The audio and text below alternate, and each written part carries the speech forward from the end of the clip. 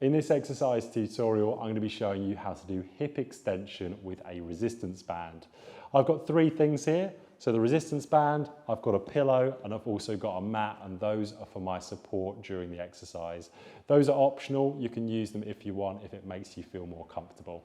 Now, two things about the band. We can manipulate the band in terms of resistance. So I can create more resistance through myself by pulling the band more, or I can create more resistance by just choosing a thicker band. So the thickness of the band is going to directly correlate to how hard this exercise is. The thicker the band, the harder it is. The thinner the band, the easier it is.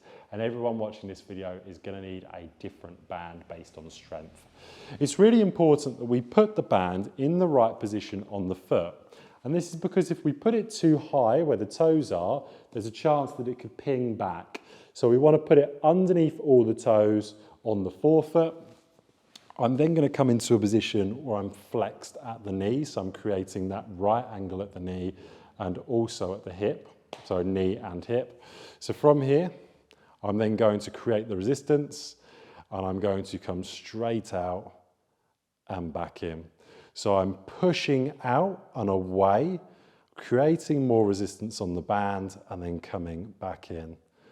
At all times, I'm looking to keep that 90-degree angle at the start position at my knee and hip, and then I'm looking to explode out in a controlled fashion away from my body. So I want you to imagine you are almost kicking out the foot, creating then a contraction in the quadricep, and then coming back in, straightening out the knee and coming back in.